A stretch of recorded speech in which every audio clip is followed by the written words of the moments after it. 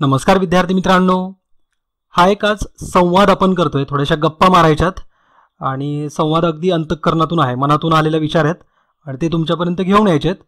तर ज्या विद्यार्थ्यांना एखाद्या लेक्चरची अपेक्षा असेल किंवा एखादा सब्जेक्ट आपण इथं अभ्यासणार आहोत असं जर वाटत असेल तर त्यांचा थोडा अपेक्षाभंग होईल. जर तुम्ही अभ्यास करत असाल तर तोच कंटिन्यू ठेवा. हे सेशन फक्त अशा जणांसाठी आहे की जे बऱ्याचशा प्रश्नांमध्ये सध्या कन्फ्यूज आहेत, जसं की एक्झाम कधी होणार आहे, लॉकडाऊन कधी निघल, त्यानंतर हे कोरोनाचं संकट वगैरे कधीपर्यंत जात आहे आणि सध्या आपल्या लॉकडाऊन पिरियडमध्ये आपण काय करू शकतो. जर असे काही तुमच्या मनामध्ये प्रश्न असतील तर नक्कीच हा संवाद तुम्हा सगळ्यांसाठी असेल. मी काही महत्त्वपूर्ण असे पॉईंट्स काढलेले आहेत, तेच फक्त मी तुमच्यासोबत डिस्कस करणार आहे.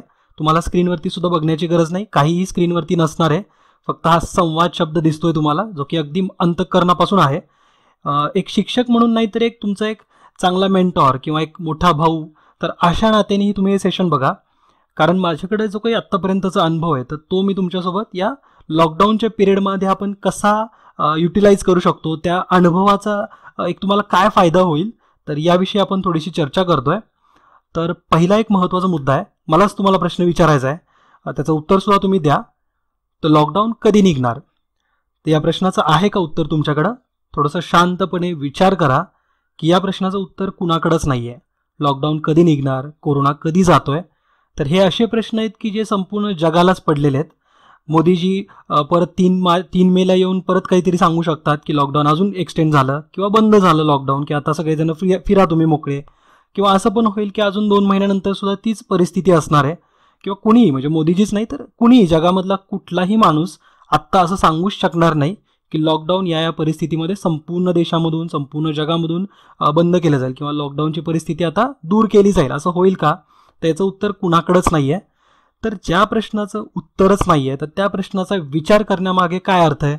तर तुम्ही जो करताय ना सध्या, बऱ्यापैकी तुमच्यापैकी बरेचसे जण की जे ज्यांना सवय झाल्या होत्या की लायब्ररीत जाऊनच बसायचं आहे किंवा पुण्यामध्ये, औरंगाबाद, मुंबई किंवा इतर कुठल्याही जिल्ह्याच्या ठिकाणी किंवा कुठल्याही तुमच्या समाधान मिळेल त्या ठिकाणी जाऊन अभ्यास करायचा आहे, ही जी आपल्या मनाची एक सवय होती, तर त्यामुळं गेल्या 21 दिवसांपासून तुमचा अभ्यास झालेला नाही आहे.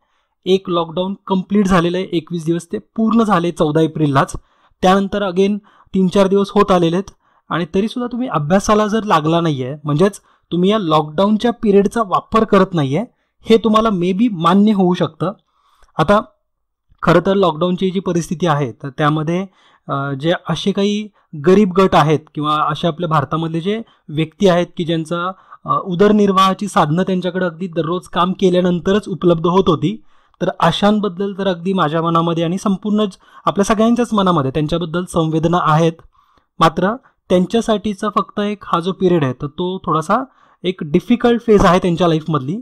पण ॲज अ स्टुडंट किंवा ॲज अ तुम्ही MPSC ॲस्पिरंट किंवा कॉम्पिटेटिव्ह एक्झामचं जर तुम्ही प्रिपरेशन करताय तर तुमच्यासाठी हा सगळ्यात एक गोल्डन पिरियड तुम्हाला सापडला आहे की ज्यामध्ये तुम्हाला कोणीही डिस्टर्ब करण्यासाठी नाही आहे. तुम्हाला हवं ते तुम्ही करू शकता. अभ्यासच करा हा सल्ला मी इथं देणार नाही आहे. तुम्ही लॉकडाऊनमध्ये काय केलं पाहिजे याविषयी आपण बोलतोय, ठीक आहे? तर तुम्हाला काही एक्झाम्पल देतो की समजा आपल्याला जर एकांतवास मिळाला ना, किंवा आपल्याला जी आत्ताची परिस्थिती मिळाली आहे ना, तर याचा चांगले लोक किंवा जे विचारी असतात तर ते कशा पद्धतीने त्याचं युटिलाइज करतात किंवा त्याचं युटिलायझेशन कशा पद्धतीने करतात. तर हे जे एकांतवासाचे दिवस मिळालेत ना, तर ते आयुष्यामध्ये परत कधीही मिळणार नाही आहेत. फॉर एक्झाम्पल, ज्यावेळेस लोकमान्य टिळकांना किंवा सावरकरांना किंवा असे जे काही थोर व्यक्ती होते की ज्यांना जेलमध्ये टाकलं होतं, तर त्यांना तो एक एकांतवासच मिळाला होता. आणि त्या एकांतवासामधून ज्यावेळेस ते बाहेर आले तर ते आधीपेक्षा सुद्धा स्ट्रॉंग बनून बाहेर आले होते. तुम्हाला माहिती असेल, टिळकांना ज्यावेळेस जेलमध्ये टाकलं होतं तर त्यांनी तिथंच गीता रहस्य लिहिलेलं आहे, म्हणजे त्यांनी तिथं काव्यरचना सुद्धा केली. म्हणजे जो त्यांना एकांतवास मिळाला होता तो त्यांनी योग्य कारणासाठी युटिलाइज केला. सावरकरांनी सुद्धा अतिशय प्रसिद्ध अशी महाकाव्य लिहिलीत. तर हे सुद्धा त्यांचं कसं काय शक्य झालं, तर त्यांना एक एकांतवास मिळाला होता. आणि ज्यावेळेस आपण बाहेरच्या जगासोबत इंटरॅक्ट करत नाही, त्यावेळेस आपल्याला जी संधी नसते की आपण बाहेरच्यांसोबत फिजिकली इंटरॅक्ट करू, त्यावेळेस आपण आपल्या शरीरामध्ये, आपल्या मनामध्ये, आपल्या अंतःकरणामध्ये काही गोष्टी शोधायचा प्रयत्न करतो. तर त्यातूनच एक चांगला व्यक्ती म्हणून तुमची पर्सनॅलिटी घडेल. तर तुमच्यामध्ये सुद्धा असे बरेचसे काही गुण असतील जे तुमच्या मनामध्ये, तुमच्या अंतःकरणामध्ये लपून आहेत, पण ते बाहेर येत नाही आहेत, ठीक आहे? किंवा तुम्हाला आत्तापर्यंत एवढा वेळ मिळाला नव्हता की तुम्ही अध्ययन कराल, स्वतःचा अभ्यास कराल, असा तुमच्याकडे वेळ नव्हता. तर आता एक ती संधी मिळाली आहे तुम्हाला, लॉकडाऊनच्या स्वरूपात का असेना पण ती संधी आहे. आता हे तर सगळे तुम्हाला थोडंसं फिलॉसॉफिकल गोष्टी वाटतील, मात्र सायंटिफिक टर्ममध्ये जरी आपण काही गोष्टींकडे बघितले ना, तर किंवा सायंटिफिक शोध वगैरे तरी न्यूटनने ज्यावेळेस ग्रॅव्हिटीबद्दलचा अभ्यास केला आहे किंवा लाईटबद्दल, प्रकाशाबद्दलचा ज्यावेळेस अभ्यास केला, त्यावेळेस अनफॉर्च्युनेटली न्यूटनला सुद्धा एक एकांतवास मिळाला होता. 1 वर्षाचा तो कालावधी होता. जवळपास 1565च्या दरम्यानची ती गोष्ट आहे. न्यूटन हे आपल्या कॅम्ब्रिज युनिव्हर्सिटीमधल्याच ट्रिनिटी कॉलेजचे स्टुडंट होते. 22-25 वर्ष असेल त्यांचं वय. आणि त्यावेळेस सुद्धा इंग्लंडमध्ये, लंडनमध्ये प्लेगची साथ पसरली होती. आणि ती साथ पसरली समजताच न्यूटन तिथून लगेच निघून त्यांच्या घरी शिफ्ट झाले. जवळपास 100-150 किलोमीटरवरती त्यांचं घर होतं, तर ते तिकडे शिफ्ट झाले. आणि आता तो प्लेग सुद्धा एक भयंकर होता बरं. जवळपास लंडनचीच 1/4 पॉप्युलेशन मेली होती. तर एक मोठी प्लेगची साथ होती आणि त्याच्यामधून 1 वर्षाचा जवळपास तिथं सुद्धा असं लॉकडाऊनची परिस्थिती निर्माण झाली. तर 1565 या पिरियडमध्ये न्यूटन घरीच बसून होते. तर त्यावेळेस त्यांनी स्वतःच्या मनाचा किंवा स्वतःचाच एक अभ्यास केला. स्वअध्ययन त्यांनी सुरू केलं. वेगवेगळे सब्जेक्ट जे होते तर ते न वाचता, म्हणजे पुस्तकं त्यांची ऑलरेडी वाचून झाली असतील, कन्सेप्ट बघून झाले असतील, तर त्यांनी आतमध्येच डोक्यातल्या डोक्यात सगळे ते कॅल्क्युलेशन करायला सुरुवात केली किंवा त्यांनी स्वतःला तेवढं स्ट्रॉंग बनवलं. आणि एक दिवस असंच ते ज्यावेळेस विचार करत होते, तर त्यावेळेस त्यांना एक गोष्ट ऑब्झर्व झाली की त्यांच्या खिडकीच्या बाहेर एक सफरचंदाचं झाड होतं आणि त्याच्यावरून सफरचंद खाली पडलं, म्हणजे ॲपल खाली पडलं. तर याच्या आधी काही इंग्लंडमध्ये ॲपल खाली पडत नव्हते का, की वरती जात होते, पण ते त्यांना ऑब्झर्व नाही करता आलं, म्हणजे त्यांचं तिथं लक्ष गेलं नव्हतं. तर ती संधी त्यांना या एकांतवासातूनच मिळाली की त्यांनी आता जगापुढं ग्रॅव्हिटी काय असते किंवा इतर बरेच सिद्धांत, त्याच दरम्यान त्यांनी इव्हन खिडकीतून जो प्रकाश झोत येतोय, तर त्या प्रकाशाच्या किंवा जे रे असतात, तर त्या रेचा सुद्धा अभ्यास करायला सुरुवात केली होती. त्याचे सुद्धा बरेचसे सिद्धांत त्यांनी मांडले. तर त्या पिरियडला त्यांनी प्रॉपरली युटिलाइज केलं होतं. तर आता काय आपल्याला सायंटिफिक शोध लावायचे असं म्हणत नाहीये मी, मात्र स्वतःचं अध्ययन करून स्वतःच्या स्किल्सला एका चांगल्या लेवलपर्यंत तुम्ही घेऊन जाऊ शकता. मग ज्या स्किल्स जर तुम्हाला सध्या सापडत नसतील, तर त्याला अल्टरनेटिव्ह म्हणून तुम्ही स्वतःच्या अभ्यासाला डेव्हलप करू शकता. त्याचं आकलन क्षमता तुम्ही वाढवू शकता किंवा इतर बरंच काही असतं, जसं की व्यायाम करू शकता, योगा करू शकता. कारण हा पिरियड एक प्रॉपर प्रोडक्टिव्ह वेळ किंवा प्रोडक्टिव्ह पिरियड म्हणून तुम्ही त्याला कन्सिडर करा. यानंतर अशा प्रकारची संधी किंवा अशा प्रकारचा वेळ तुम्हाला मिळणार नाहीये. स्मरणशक्ती वाढवण्यावरती जास्तीत जास्त भर द्या आणि त्या संबंधात मग थोडासा प्राणायाम, योगा, अभ्यास, व्यायाम असं एक कॉम्बिनेशन राहू द्या दिवसभरामध्ये. ठीक आहे.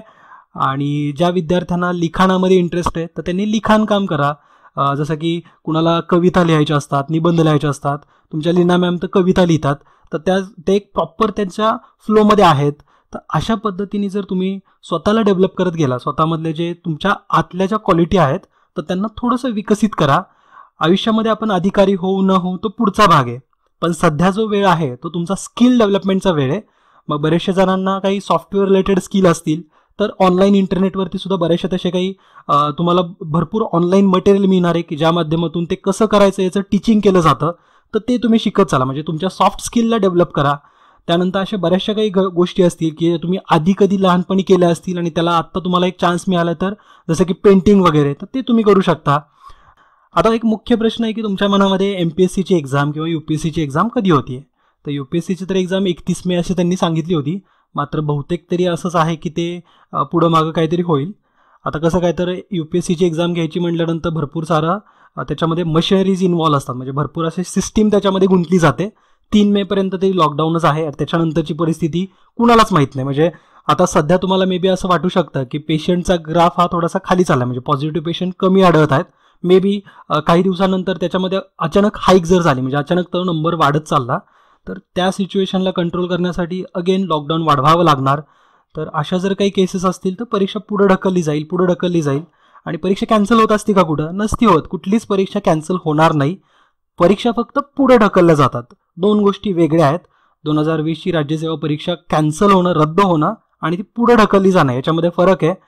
आता रद्द होणे म्हणजे काय, तर तुम्ही ऑलरेडी फीस भरलेल्या आहेत, त्याचे ॲप्लिकेशन दिलेले आहेत. रद्द झाली तर काय करावं लागेल आयोगाला? तुमच्या फी तुम्हाला परत द्यावे लागतील की नाही, म्हणजे तुमच्या अकाउंटला तुमचे पैसे ट्रान्सफर करावे लागतील फॉर्म भरल्याचे. मग ते कुठे शक्य असतं का? तर नाही. एक्झाम पुढे ढकलली जाते, म्हणजे ती 2 महिन्याने पुढे जाईल किंवा 3 महिन्यांनी पुढे जाईल. UPSCचा जर तुम्ही ट्रेंड बघितला असेल तर 6-7 वर्षांमध्ये भरपूर वेळेस एक्झाम अशी पुढं मागं झालेली आहे. कधी मेमध्ये झाली, कधी जूनमध्ये झाली, एकदा ऑगस्टमध्येच गेली होती 24 ऑगस्टला. त्याच्यानंतर 16 ऑगस्ट आली, म्हणजे 4-5 दिवस पाठीमागं आली. परत आता जुलैपर्यंत आली होती. यावर्षीची मग 31 मेला सांगितली. तर हे काही एक्झाम पुढं मागं होत राहतात. पण एक्झाम काही अशा कॅन्सल कधीच होणार नसतात, त्या आपल्याला कधी ना कधी द्यायच्या आहेत. तर म्हणून तुम्ही त्यासाठी थोडंसं प्रिपरेशन करू शकता. म्हणजे स्वतःचं एक म्हणतात ना की युद्धाच्या आधी जाण्यापूर्वी काय करायचं, तर तलवारीला आपण धार देत बसायचं, तलवार थोडीशी शार्प बनवायची. तर या संकल्पनेतून तुम्ही काहीतरी करू शकता. मात्र प्रोडक्टिव्ह हा वेळ घालवा, विचार अजिबात करू नका. तुम्हाला वेळ लागल की आता हे लॉकडाऊन कधी निघतंय, माझी पुस्तकं तिकडे आहेत, माझं स्टडी मटेरियल तिकडे आहे. तर हे जर फालतू विचार करत बसलं तर फक्त आणि फक्त तुम्हाला वेळच लागल. मात्र जे विचारी असतात आणि ते पॉझिटिव्हली घेतात, तर या वेळेला, या संधीला ते सोनं करून दाखवतील. मग ते कुठल्याही क्षेत्रामध्ये, असं नाही की अभ्यासच करतील, असं त्यांच्यामधल्या ज्या काही सॉफ्ट स्किल असतील तर ते बाहेर येतीलच, किंवा त्यांना ते त्याच्यामध्ये त्यांचं काहीतरी एक उत्तुंग करिअर बनेल. तर याच एका पॉझिटिव्ह नोटसोबत मी तुम्हाला एकच मेसेज सांगतो की आपण होमोसेपियन आहोत, आपण मनुष्य आहोत. आपण ॲडॉप्ट करणं हे आपल्या रक्तामध्येच आहे. आपण एक छोटंसं माकडाचं पिल्लू होतो, त्यापासून आपण डेव्हलप होत आता एक मोठं माकड आपण बनलेलो आहे. आणि आता सध्याच्या पिढीमध्ये काय झालं, या पिढीमध्ये किंवा जस्ट आपण ज्या जनरेशनमध्ये आहोत, तर इथं काय झालं की आपल्याला आपल्या कम्फर्ट झोनच्या बाहेर यायची इच्छा होत नाहीये. म्हणजे आपल्याला काहीतरी नवीन कुणी काय करायला सांगितलं तर आपली इच्छा होत नाही, कारण आपलं एक कम्फर्ट झोन आपण ठरवलं आहे की या पद्धतीमध्ये माझी लाईफस्टाईल आहे आणि मला असंच मिळालं पाहिजे. त्यात ते नाही मिळालं तर मी दिवसभर गममध्ये असणार आहे किंवा मी दिवसभर विचार करत राहील. तर या लाईफस्टाईलची आपली पिढी आहे. तर आपण होमोसेपियन आहोत आणि आपण खूप काही ॲडॉप्ट करू शकतो. भरपूर चेंजेस आपण करतो, आपल्याला निसर्गाने त्याच पद्धतीने बनवलं आहे. तर हा सुद्धा एक चेंजेस आहे जो तुम्ही ॲक्सेप्ट करायला पाहिजे. ऑलरेडी 21 दिवसांचं लॉकडाऊन हे झालं आहे, आता पुढे 19 दिवसांचं आहे. म्हणजे 40 दिवसाचा एक पिरियड होता तुमच्याकडं, ज्यांनी एक चांगल्या लेवलनी याचा विचार घेतला आहे किंवा या 40 दिवसांचं त्यांचं जर एक माइंडसेट रेडी होता, तयार होता, म्हणजे ॲडॉप्ट करण्यासाठी जर म्हणजे त्यांची मानसिकता जर झाली असेल, तर नक्कीच त्यांच्या 40 दिवसानंतरचं त्यांचं स्वतःचं स्वरूप हे काहीतरी वेगळं असणार आहे. आता एक भगवद्गीतेमधला एक श्लोक आहे. आता हे सध्या मी रिसेंटली भगवद्गीता पण वाचायला सुरू केली आहे, कारण ती एक मनामध्ये इच्छा होती की आपल्याला कधी ना कधी भगवद्गीता वाचायची, कुराण वाचायचे, बायबल वाचायचं आहे. तर ते आयुष्याच्या पुढच्या लेवलला होणार होतं. मात्र सध्या वेळ मिळालाय तर आता भगवद्गीता वगैरे वाचायला लागलो. तर तुम्ही असा गैरसमज करून घेऊ नका की सर आता साधू संत वगैरे होत आहेत. तसं काही नाही आहे. मी अगदी सामान्य आहे, नॉर्मल आहे. आणि इवन मला प्रत्येक संडेला, मी अगदी प्युअर नॉन व्हेजिटेरियन माणूस आहे. म्हणजे बाहेर गेलं, बाहेरचं आउटिंग तर माझं फुल नॉन व्हेजिटेरियन असतं. तर भगवद्गीता वाचते याचा लगेचच वेगळा अर्थ काढू नका. अगदी काही संत वगैरे काही बिलकुल नाही आहे. तुमच्यापेक्षा इवन मी बऱ्याचशा वेगवेगळे कांडसुद्धा केलेले आहेत, पण त्याच्याकडे आपण कधीतरी नंतर बोलू. एक श्लोक तुम्हाला फक्त सांगतो, तो म्हणजे सुदूरदर्शमिदम रूपम दृश्यवानसी यन्मम देवा अप्यस्य रूपस्य नित्यदर्शन कांक्षिण. तर या श्लोकाचा अर्थ असा होतोय की खरं तर आता याचं एक कॉन्टेक्स्ट तुम्हाला सांगतो की श्रीकृष्णांनी ज्यावेळेस अर्जुनाला त्यांचं एक रूप दाखवलं होतं, तर ते रूपाचं वर्णन असं केलेलं आहे श्रीकृष्णांनी की अर्जुना, मी तुला हे जे रूप दाखवतोय, तर ते रूप खूप असं एक म्हणजे एक लिमिटेड एडिशनवालं रूप आहे, जे की हे रूप बघण्यासाठी सगळे देवदेवता सुद्धा आतुरतेने वाट बघतात. तर हे रूप मी तुला दाखवतोय. तर मला हे तुम्हाला काय सांगायचं आहे, कारण तुमच्या शरीरामध्ये, तुमच्या आतमध्ये सुद्धा असा कोणीतरी लपलेला आहे, दडलेला आहे, ज्याची जाणीव तुम्हाला नाही आहे. मात्र 40 दिवसांचं लॉकडाऊन किंवा ह्या पिरियडला जर तुम्ही असं एक चांगल्या वेमध्ये जर त्याचा वापर केला, तर 40 दिवस झाल्यानंतरचा तुमचा जो व्यक्ती असणार आहे, तो स्वतःला ओळखता आला पाहिजे. तुमचं जे स्वरूप आहे आतमधलं, तर ते तुम्हाला दिसल. तर अशा पद्धतीने या वेळेला युटिलाइज करा. तुम्ही जे करताय त्याच्यामध्ये एक्सलंट होण्याचा प्रयत्न करा, एक्सलन्स मिळवायचं आहे त्याच्यामध्ये. योगा करा किंवा व्यायाम करताय किंवा कुठलंही वाचन करत असाल, त्यानंतर कविता लिहिताय किंवा काही निबंध लिहिताय, ब्लॉग लिहिताय, तर अशा कुठल्याही गोष्टीमध्ये स्वतःचा वेळ प्रॉपर युटिलाइज करा. MPSCच्या परीक्षेबद्दलच बोलायचं झालं तर जगाच्या इतर कुठल्याही गोष्टीपुढे MPSCची तुमची एक्झाम ही काही फार मोठी नाही आहे. जगामधल्या प्रत्येक देशातल्या फ्लाईट्स बंद आहेत. कधी नाही ती आपली इंडियन रेल्वेसुद्धा स्थापनेपासून पहिल्यांदा बंद आहे. तर या सगळ्या समस्यांपुढे आपली MPSCची एक्झाम काहीच चीज नाही आहे आणि ती पुढे ढकलली जाईल किंवा जेव्हा केव्हा होणार आहे, तर त्यावेळेसाठी तरी तुम्ही तयार असायला पाहिजे. आणि जर तुम्ही विद्यार्थी नाही आहे आणि तुमचं काहीतरी वर्क फ्रॉम होमसुद्धा सुरू आहे, तरीसुद्धा त्याच्यामध्ये एक्सलंट होण्याचा प्रयत्न करा, त्याच्यामध्ये एक्सलन्स मिळवा. ठीक आहे. आणि लॉकडाऊनची परिस्थिती भारतातून कधी निघणार आहे याचं उत्तर कुणाकडेच नाही आहे. त्याच्यामुळे तो प्रश्न अननेसेसरी स्वतःला विचारू नका. जो प्रश्न कामाचाच नाही आहे तो आपल्याला खरंच त्याच्यावरती बोलायलाच नको आहे. तुम्हाला ज्या गोष्टीवरती वेळ घालवायचा आहे तो म्हणजे ह्या वेळेला, या सध्याच्या मला मिळालेला जो टाईम आहे, तर त्याला मी कसं युटिलाइज करू, हा प्रश्न स्वतःच्या मनाला पडायला पाहिजे. इवन अमेरिकेमधल्या सुद्धा ज्या शाळा आहेत, तर त्या सुद्धा जवळपास जुलै एंड ऑगस्ट 15पर्यंत, ऑगस्ट मिड 15पर्यंत त्या बंद करायला सांगितलं. शाळा वगैरे सगळं तिथं बंद झालेलं आहे. तर आपल्या इथं पण तशा काही परिस्थिती होऊ शकते. आणि रिसेंटली तुम्हाला माहिती असेल की साऊथ कोरियामध्ये सुद्धा जवळपास 91 असे पेशंट्स होते की ज्यांना कोरोना पॉझिटिव्ह होते, त्यांना बरं केलंय असं सांगून घरी पाठवलं होतं आणि त्याची परत एकदा चाचणी घेतली तर 91च्या 91 परत एकदा पॉझिटिव्ह सापडले. तर याच्यावरती काही इलाज आत्ताच आपल्याला दिसत नाहीये. ज्यावेळेस अशी महामारी येते त्यावेळेस एकतर वॅक्सिन हवं असतं किंवा दुसरी पद्धत म्हणजे या महामारीमधून जे काही पॉझिटिव्ह सापडले त्याच्यापैकी एक मोठा पोर्शन हा ॲटोमॅटिक रिकवर व्हायला पाहिजे. तर मग त्यांच्या अँटीबॉडीच्या माध्यमातून आपण बरंचसं काही परत रिपेअर करू शकतो किंवा इतर आपण मेडिसिन्स तयार करू शकतो. मात्र सध्या तसं काही दिसत नाहीये, भारतामध्ये सुद्धा तसं काही चिन्ह नाहीये. असं काही फार मोठी लोकसंख्या ही पॉझिटिव्ह सापडली आणि त्यातली अर्धी लोकसंख्या तरी रिकवर झाली, अँटीबॉडीज तयार झाल्यात, असं चित्र सध्या दिसत नाहीये. तर म्हणून घरामध्येच राहणं, होम लॉक राहणं, तर याशिवाय दुसरा इतर कुठलाही पर्याय नाही. आणि जोपर्यंत काही वॅक्सिन वगैरे तर निघत नाही त्याला तर बराच वेळ आहे अजून. मात्र आपल्याला लॉकडाऊन पिरियडला भरपूर लेंदी स्ट्रेचपर्यंत न्यायचं, थोडंसं फेस करावं लागणार आहे. तर याच मानसिकतेमध्ये स्वतःवरती थोडंसं लक्ष द्या, स्वतःच्या डेव्हलपमेंटकडे लक्ष द्या. एक हिंदीमधला एक खूप छान शेर आहे, या सिच्युएशनला अगदी परफेक्ट सूट झालेला आहे. जिंदगी में उसने बडी बात कर दी, खुद से उसने मुलाकात कर दी. म्हणजे स्वतःला ज्यांनी ओळखलं त्यांनी आयुष्यामध्ये खूप मोठी गोष्ट केलेली आहे. स्वतःची कंपनी आपल्याला एन्जॉय करता येते, आवडते, तर यापेक्षा आनंदाची गोष्ट काय असणार आहे? याच्यापेक्षा आपल्याला अजून कोण पाहिजे जर स्वतःच आपण स्वतःसोबत इतकं खुश असू तर याच एका चांगल्या कोटसोबत आपण इथंच थांबू. तुमचा बराचसा वेळ सुद्धा घेतलाय, मात्र हा संवाद गरजेचा होता. तुम्हाला आवडला असेल तर तुम्ही इतरांपर्यंत शेअर करा. आता हे फक्त तुमच्या मित्रांनाच कामी पडेल असं नाहीये, तर तुम्ही कुणासोबतही शेअर करू शकता. यातून बऱ्याचशा प्रश्नांची उत्तरं किंवा त्यांच्या समस्या दूर होण्याला काहीतरी हातभार लागेल. तर भेटूत आपण येणाऱ्या लेक्चर्सच्या माध्यमातून. आपला अभ्यास तर सुरूच आहे, विजन स्टडीवरती सुद्धा लेक्चर सुरू आहेत. आता तर आपलं ॲप सुद्धा आलंय, त्याच्यामध्ये सुद्धा भरपूर सारं रिडिंग मटेरियल सुद्धा आहे. म्हणजे असं नाही की ॲडमिशनच घ्या आणि नंतरच वाचा किंवा त्यानंतरच तुम्हाला मिळणार आहे. तर ज्यांचं ॲडमिशन नाही किंवा ज्यांना घ्यायचं नाही, काही जणांची विचित्र मनस्थिती असते, तर काही हरकत नाही, तुम्ही फक्त तिथं जाऊन सगळा जो काही कंटेंट आहे, ज्या नोट्स आहेत त्या सगळ्या वाचू शकता. तर भेटूयात आपण नेक्स्ट लेक्चरमध्ये. तोपर्यंत नेहमीप्रमाणे हसत खेळत अभ्यास करा, हेल्दी फूड खा आणि आईवडिलांची काळजी घ्या. जय हिंद, जय महाराष्ट्र. धन्यवाद.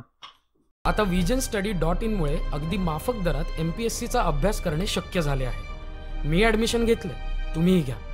अधिक माहितीसाठी visionstudy.in च्या संकेतस्थळावर भेट द्या. Please visit visionstudy.in.